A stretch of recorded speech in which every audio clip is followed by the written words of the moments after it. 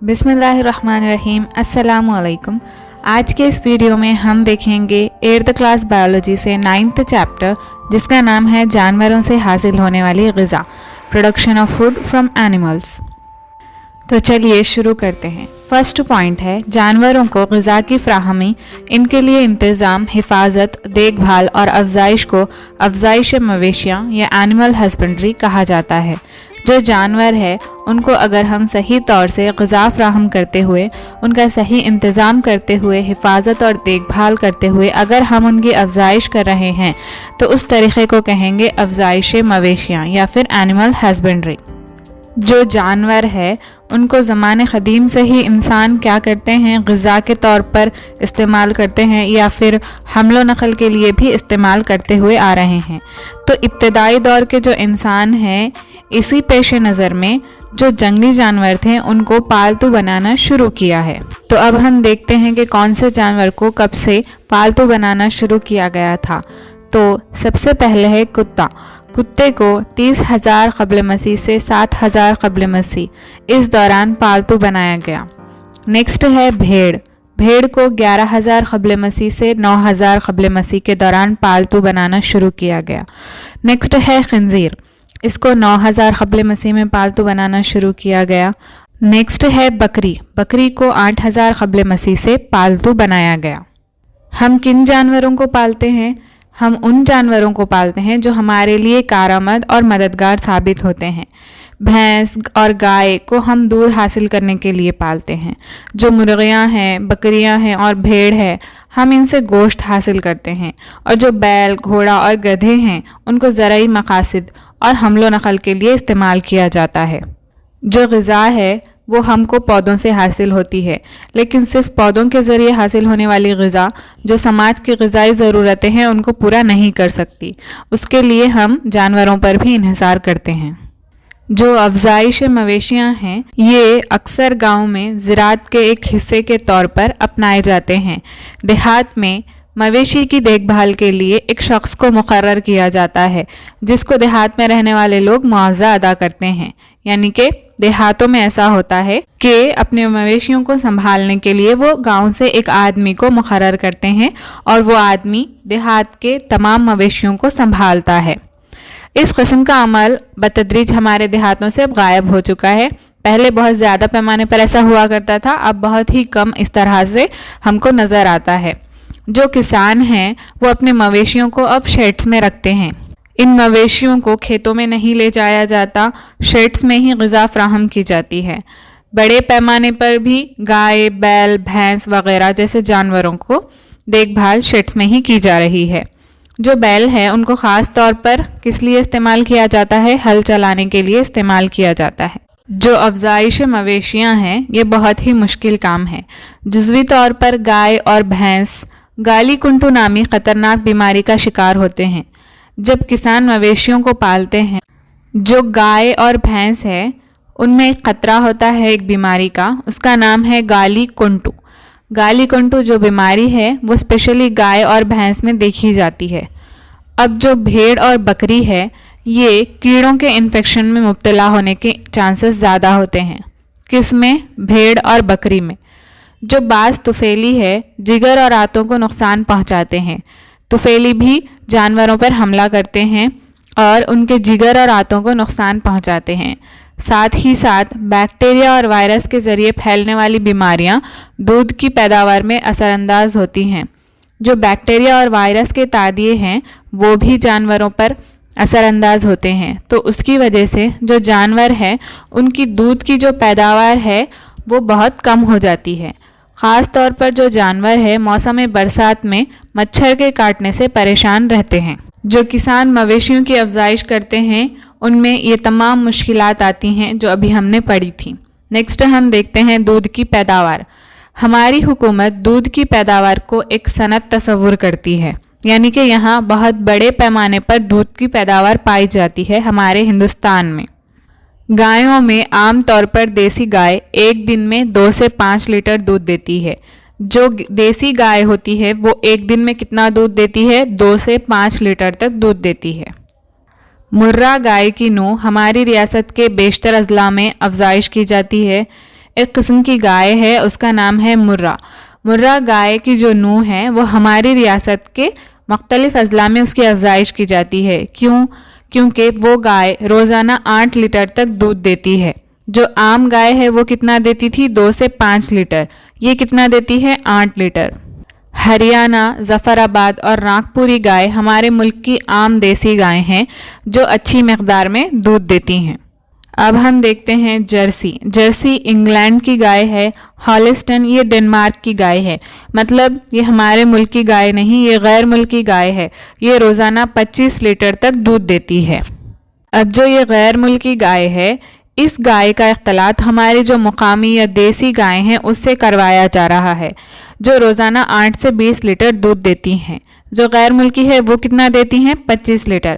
اور جو اس کا اختلاط کروانے کے بعد میں جو گائے دودھ دیتی ہیں وہ کتنا دیتی ہیں؟ 8 سے 20 لیٹر۔ ہمارے ملک کی مجموعی پیداوار میں گائے اہم رول ادا کرتی ہے۔ جو دودھ کی پیداوار ہے اس میں گائے بہت اہم رول ادا کرتی ہے۔ ہمارے ملک میں جو دودھ کی پیداوار ہے اس کا 60% حصہ پنیر، کھووا، گھی، دہی، دودھ کا پاؤڈر اور دیگر دودھ سے بنی ہوئی اشیاء تیار کرنے میں صرف ہو جاتا ہے۔ نیکسٹ ہم دیکھتے ہیں پاستوریت یا پھر پیسچرائزیشن۔ پیسچرائزیشن کیا ہے؟ یہ ایک ایسا عمل ہے جس کے ذریعے دودھ میں موجود جو بیکٹیریا وغیرہ ہے، جو خرد اجسام ہیں، ان کو ہلاک کیا جاتا ہے۔ اور کون سے خرد اجسام کو؟ ان خرد اجسام کو ہلاک کیا جاتا ہے جو بیماریوں کا سبب بنتے ہیں۔ اسے HTST سے بھی ظاہر کیا جاتا ہے۔ HTST مطلب کیا؟ High temperature short time. مطلب اس طریقہ کار میں دودھ کو ایک خاص درجہ حرارت تک یعنی کہ 63 ڈگری سیلسیس تک گرم کیا جاتا ہے اور ایک خاص وقفے تک گرم کیا جاتا ہے 30 منٹ تک۔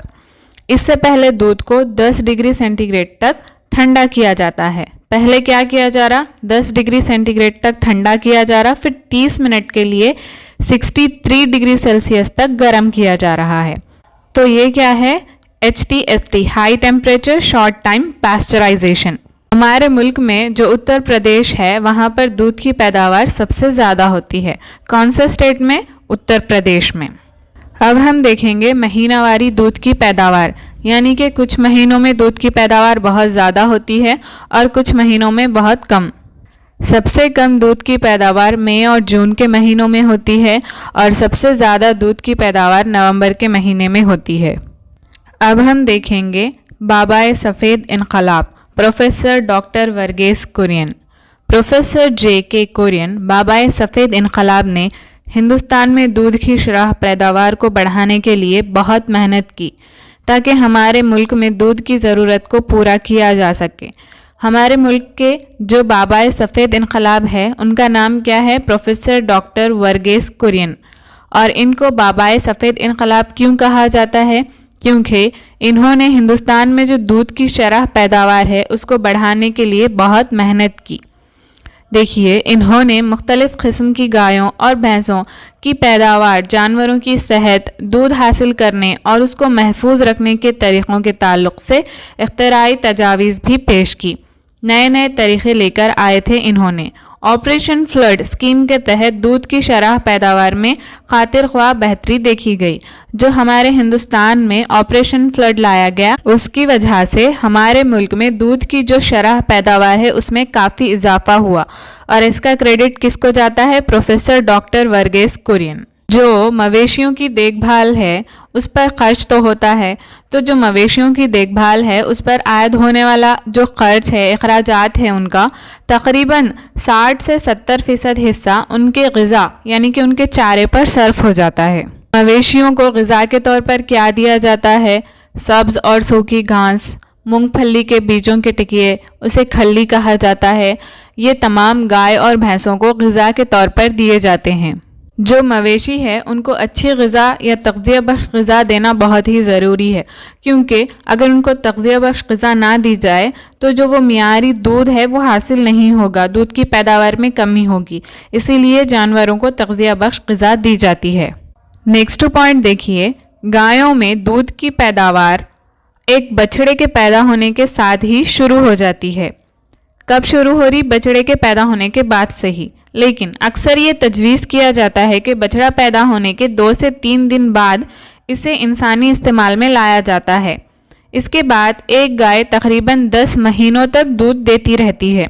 क्या कहा जा रहा है यहाँ पर, 2 से 3 दिन के बाद में वो दूध को इंसानी इस्तेमाल में लाया जाता है और उसके बाद जो गाय है कब तक दूध देती है, तकरीबन 10 महीनों तक वो दूध देती रहती है। दूध में क्या क्या पाया जाता है देखेंगे। दूध में चर्बी, प्रोटीन, कार्बोहाइड्रेट्स, मादनियात और हयातीन। कौन से हयातीन? खासकर ए, बी और ई मौजूद होते हैं दूध के अंदर। आजकल मवेशियों की अफजाइश करने वाले और डेयरी फार्म वाले बहुत ज़्यादा मकदार में दूध पैदा करने के लिए हार्मोन्स के इंजेक्शन इस्तेमाल कर रहे हैं। क्या किया जा रहा? जो दूध की पैदावार है उसको बढ़ाने के लिए जो मवेशी है, खासकर गाय, भैंस वगैरह, उनको इंजेक्शंस दिए जा रहे, हार्मोन के इंजेक्शंस दिए जा रहे, जिसके मुज़िर असरात साबित हो रहे हैं। वो जो हार्मोन है हमारे जिस्म में जमा होकर मुख्तलिफ बीमारियाँ जैसे क़ब्ल अज़ वक्त सने बलूग़ को पहुँच जाना, ये हमने प्रीवियस वीडियो में भी देखा था सने बलूग़ चैप्टर में। तो इसकी वजह क्या है? यही हार्मोन्स है जिसके इंजेक्शंस गाय, भैंस वगैरह को दिए जा रहे हैं। नेक्स्ट हम देखेंगे लाइव स्टॉक या फिर पालतू जानवर। तो देखिए, ऐसे जानवर जो दूध और ज़राअत के लिए इस्तेमाल किए जाते हैं उन्हें कहेंगे लाइव स्टॉक या फिर पालतू जानवर। मवेशी है उनको सिर्फ दूध ही नहीं बल्कि उस मवेशी के पालने का मकसद चमड़े हासिल करना भी होता है और उनकी हड्डियां भी बेकार नहीं जाती। जो हड्डियां हैं उनको खाद तैयार करने वाली सनतों में इस्तेमाल किया जाता है। जैसा कि हमने पहले पढ़ा, जो गैर मुल्की गाय है उनका इख्तिलात जो देसी गाय है उनसे किया जा रहा है। तो ये जो मखलूत अक़साम की गायें हैं या फिर भैंस वगैरह है, उनकी वजह से जो देसी पालतू जानवर है उनकी तादाद में कमी वाक़ई हो रही है। नेक्स्ट देखिए, बैलों की एक किस्म है जिसका नाम है कंगायम। ये खुश्क साली ज़दा इलाके जो होते हैं ना, उनमें पाई जाती है। कंगायम की जो अफजाइश है इसलिए की जाती है क्योंकि ये सेहतमंद और ताकतवर किस्म की बैलों में से एक है। इन बैलों के सींग छोटे छोटे होते हैं। ये जो कंगायम बैल है इसकी दुम पतली और चेहरा छोटा होता है, आंखें बड़ी और कंधे की हड्डियां कुशादा और इनके जो कोहान होते हैं वो बड़े होते हैं। एक बैल एक महीने में 20 से 30 गायों के साथ जिनसे मिलाप कर सकता है, जिनमें हमल ठहरने की शरह तकरीबन 80% होती है। ये था कंगायम गाय के बारे में। नेक्स्ट हम देखेंगे उड़ीसा के देसी पालतू जानवर चिल्का भैंस। जो उड़ीसा है, यहाँ के जो मवेशी है रात के वक्त चिल्का झील के नमकीन पानी में चढ़ते हैं और सुबह घर वापस होने के बाद बग़ैर कोई चारा खाए दूध देते हैं। लेकिन वो जो दूध है उसका जायका किसी कदर नमकीन होता है और इस दूध की खासियत ये भी है कि इसको हम बग़ैर रेफ्रिजरेटर के 7 दिन तक रख भी सकते हैं। तो चिल्का भैंस कहाँ पाली जा रही है? उड़ीसा में। और इसके दूध का जायका कैसा होता है? नमकीन होता है। नेक्स्ट पॉइंट देखिए, बायोगैस या फिर हयाती गैस। अफजाइश मवेशियाँ जो है इसमें बायोगैस की तैयारी भी एक कारामद प्रोजेक्ट की तरह काम करती है। बायोगैस क्या है? जो पौधे और जानवर है उनके फजलों से तैयार करदा मीथेन या फिर कार्बन डाइऑक्साइड का जो मुरक्कब है ईंधन के तौर पर इस्तेमाल किया जाता है, उसे कहेंगे बायोगैस। नेक्स्ट देखिए, जानवरों से हासिल होने वाली आमदनी में गोश्त की तैयारी भी एक अहम पहलू है। हमको पता है हम सिर्फ दूध ही हासिल नहीं करते जानवरों से बल्कि गोश्त भी हासिल करते हैं। तो देखिए यहाँ पर बीफ किसे कहा जाएगा? गाय और भैंसों से हासिल होने वाले गोश्त को बीफ कहा जाता है। नेक्स्ट है पोर्क। जो खंजीर है उससे हासिल होने वाले गोश्त को पोर्क कहा जाता है। नेक्स्ट है मटन। बकरियों और भेड़ से हासिल होने वाले गोश्त को मटन कहा जाता है। और साथ में है पोल्ट्री एंड ब्रॉयलर्स, जो कि हमको पता है मुर्गियों से हासिल होने वाले गोश्त में 2 किस्म होती है, पोल्ट्री एंड ब्रॉयलर्स। नेक्स्ट हम देखेंगे मुर्गबानी, पोल्ट्री। जो मुर्गियाँ होती हैं उनको बड़े पैमाने पर अगर पाला जाए तो उसे कहेंगे मुर्गबानी या फिर पोल्ट्री। हमें पोल्ट्री फार्म से 74% चिकन और 64% अंडे हासिल होते हैं। जो पोल्ट्री फार्म्स होते हैं, क्या कहा जा रहा है यहाँ पर? उससे चिकन यानी कि गोश्त कितना हासिल होता है? 74% और अंडे 64%। जो अंडों की पैदावार है, अंडों की पैदावार के लिए हिंदुस्तान दुनिया भर में तीसरा मुकाम रखता है, जो हर साल तकरीबन 90 मिलियन अंडे पैदा करता है, जबकि गोश्त की तैयारी में हमारे मुल्क को 7वां मकाम हासिल है, जो कि सालाना तकरीबन 3000 से 5000 मिलियन किलो गोश्त फ्राहम करता है। आमतौर पर पोल्ट्री फार्म्स दो तरह के होते हैं, एक अंडे पैदा करने के लिए और दूसरे गोश्त फ्राहम करने के लिए। फर्स्ट देखिए लहम। लहम मतलब गोश्त। तो गोश्त के लिए कौन सी मुर्गियों को पाला जाता है? ब्रॉयलर्स को। ब्रॉयलर्स क्यों पाले जाते हैं? सिर्फ और सिर्फ गोश्त हासिल करने के लिए पाले जाते हैं। कुदरती या जंगली मुर्गियाँ 5 से 6 महीनों में मुकम्मल बड़ी हो जाती हैं, लेकिन जो ब्रॉयलर्स होते हैं वो सिर्फ 6 से 8 हफ्तों में मुकम्मल बड़े हो जाते हैं। ये क्यों होता है? मुर्गियों में जीनयाती तब्दीलियों की वजह से होता है। अब देखिए गैर मुल्की अनवा जिनसे गोश्त हासिल किया जाता है उनके नाम क्या हैं? New Hampshire, white Plymouth, Rhode Island red, white leghorn and अनोका चंद गैर मुल्की अनवा है जिनसे गोश्त हासिल किया जाता है। बैजा मुर्ग को अंडों की तैयारी के लिए पाला जाता है। कुछ मुर्गियों को क्या किया जा रहा? सिर्फ और सिर्फ अंडों की तैयारी के लिए पाला जा रहा। तो बाज़ मुर्गियाँ अपने अरसे हयात में तकरीबन 300 से 350 अंडे देती हैं, लेकिन इसके लिए उन्हें 21 से 72 हफ्तों तक मुनासिब इंतज़ाम और देखभाल की ज़रूरत होती है। मुर्गियाँ 300 से 350 अंडे तो देती हैं, लेकिन उसके लिए कितना वक्फा दरकार होता है? 21 से 72 हफ्ते, और साथ ही साथ मुनासिब देखभाल भी ज़रूरी होती है। एक अरसे के बाद क्या होता है? इनके जो अंडे देने की सलाहियत है वो कम हो जाती है। असील बेरेसा मुर्ग रिवायती हिंदुस्तानी मुर्गियों की एक किस्म है जो लड़ाने के लिए इस्तेमाल की जाती है। असील मुर्ग क्यों इस्तेमाल की जा रही? आपने देखा होगा टीवी वगैरह में मुर्गियों की जो लड़ाई करवाई जाती है उसके लिए असील मुर्ग इस्तेमाल की जाती है। इंक्यूबेटर्स। इंक्यूबेटर्स क्या है? जो अंडे सीने की मशीन है उसे इंक्यूबेटर्स कहा जाएगा। आमतौर पर मुर्गियाँ अंडे सेती है, लेकिन जो इंक्यूबेटर्स है इसके ज़रिए मसनूई तौर पर अंडों को सिया जाता है। जैसे कि हमने पढ़ा मुर्गियों को अंडे देने के लिए काफ़ी वक्त दरकार होता है और साथ ही साथ सही इंतज़ाम की भी ज़रूरत होती है। तो यहाँ देखिए माह जनवरी से अप्रैल तक अंडों की कीमत बहुत ज़्यादा होती है, अप्रैल से जनवरी तक। क्यों? क्योंकि इस दौरान जो अंडे हैं वो सेने की शरह ज़्यादा हो जाती है, यानी कि तमाम अंडे सेने के लिए चले गए। तो जो जनवरी और अप्रैल है तो यहाँ पर हमको कम अंडे मार्केट में अवेलेबल होते हैं, तो इसीलिए उनकी कीमत ज़्यादा होती है। अंडे सेने के लिए आमतौर पर 37 से 38 डिग्री सेंटीग्रेड दर्जे हरारत दरकार होती है। कितनी दर्जे हरारत? 37 से 38। पोल्ट्री की सनत से हासिल होने वाला मुर्गियों का फजला हैन वेस्ट तग़ज़िया बख्श खाद के तौर पर ज़राअत में इस्तेमाल किया जाता है। जो मुर्गियों का फजला है उसको भी किस तरह इस्तेमाल किया जा रहा है? खाद के तौर पर इस्तेमाल किया जा रहा है। नेक्स्ट देखिए NECC national egg coordination committee. इसका नारा है अगर आप सेहतमंद रहना चाहते हैं तो रोज़ाना एक अंडा इस्तेमाल करें। इसके बहुत सारे ब्रेक्स भी आपने टीवी में देखे होंगे। नेक्स्ट देखिए एमू कल्चर। एमू क्या है? ये एक परिंदा है जो कि ऑस्ट्रेलिया से इसका ताल्लुक़ है और ये ऑस्ट्रेलिया का ना उड़ने वाला परिंदा है।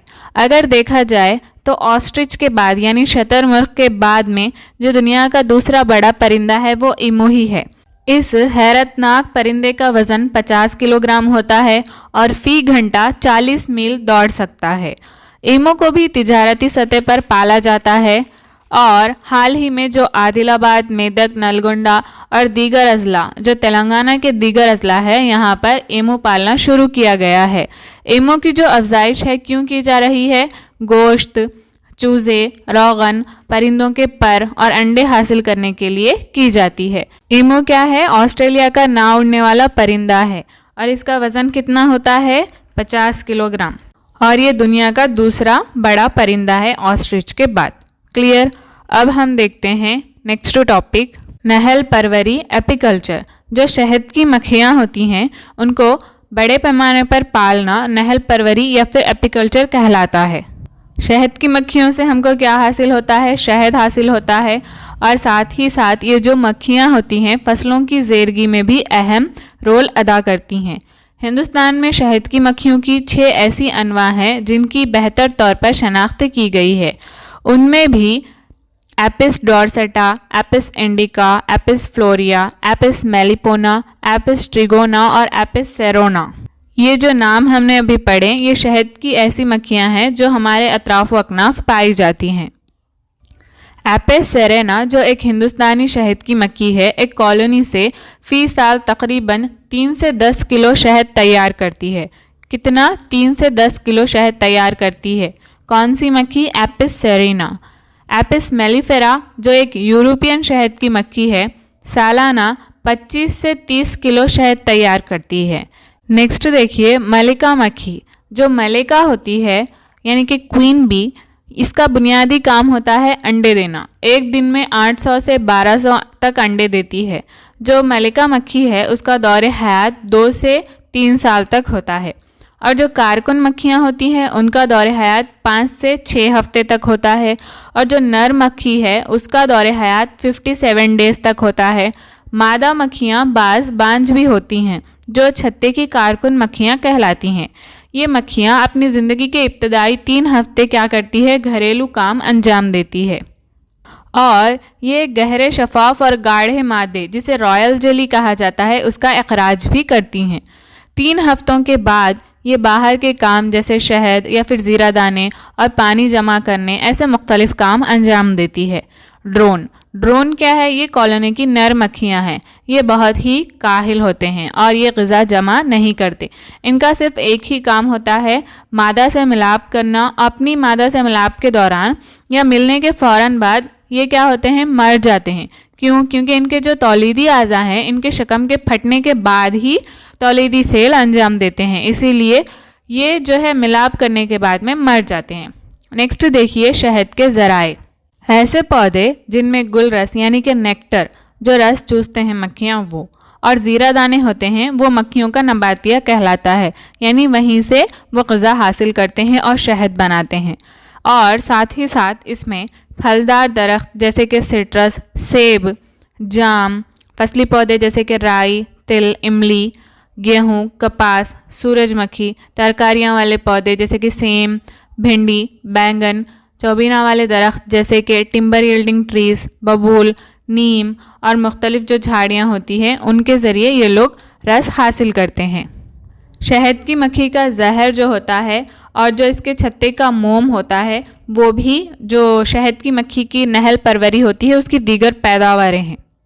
जो शहद की मक्खी का जहर होता है उसे एपिस टिंक्चर की तैयारी में इस्तेमाल किया जाता है। और ये जो एपिस टिंक्चर होता है ये होम्योपैथी तो पता है ना, तो होम्योपैथी के तरीक़े इलाज में ये इस्तेमाल होता है एपिस टिंक्चर। और ये कहाँ से आ रहा है? शहद की मक्खी के जहर से। शहद की मक्खी से हासिल होने वाला मोम उसको पॉलिश क्रीम या फिर नेल पॉलिश बनाने के लिए भी यूज़ किया जाता है। बड़े पैमाने पर शहद हासिल करने के लिए आजकल मसनूई छत्ते भी तैयार किए जा रहे हैं, जिसमें बच्चों का खाना और entrance rod, super chamber, brood chamber, ऊपरी गिलाफ, अंदरूनी गिलाफ, चौकट यानी कि एक कुदरती छत्ता नुमा मसनूई छत्ता तैयार किया जा रहा है, लेकिन ये कुदरती छत्ते से मुख्तलिफ होता है। एक छत्ता 1 या 2 दीवारों पर मुश्तमिल होता है। मक्खियों को नुकसान किन से पहुँचता है? जो ज़ार हशरात होते हैं, पेस्ट्स, मोमी पतंगे, भंवरे और जो शाहज़ाह, किंक्रो, ये एक किस्म की तितली होती है, इससे मक्खियों को नुकसान होता है। तो ये हमने पढ़ा एपीकल्चर या फिर नहल परवरी के बारे में। अब हम देखेंगे समकियात या फिर फिशरीज़। मछली प्रोटीन की फ्राहमी का एक अहम ज़रिया है, हमको पता है। हिंदुस्तानी जो साहिली पट्टी है उसकी लंबाई है 7500 किलोमीटर और इसका जो मछली पकड़ने का बमशमूल क़रीन साहिल और साहिली रकबा है वो है 0.48 मिलियन मुरब्बा मीटर। आंध्रा के साहिली अजला में मछली और झींगों की अफजाइश बड़े पैमाने की सनत का दर्जा रखती है। जैसे कि हमको पता है हमारी रियासत में तो साहिली पट्टी मौजूद नहीं है, लेकिन जो हमारी पड़ोसी रियासत है आंध्र प्रदेश, यहाँ पर साहिली पट्टी मौजूद है और जो साहिली अजला हैं वहाँ पर मछली और झींगों की अफजाइश बड़े पैमाने पर की जाती है। और जो समंदर है वो मछली का एक अहम ज़रिया है। तो देखिए यहाँ पर जो बहरी अक़साम की मछलियाँ हैं वो कौन सी हैं? Sardines, mackerel, crustaceans, tunas, molluscs, catfish, ribbon fish वगैरह ये बहरी अक़साम की मछलियाँ हैं। इनके अलावा इसमें बहरा हर्ज़ा काई भी शामिल है समंदर में।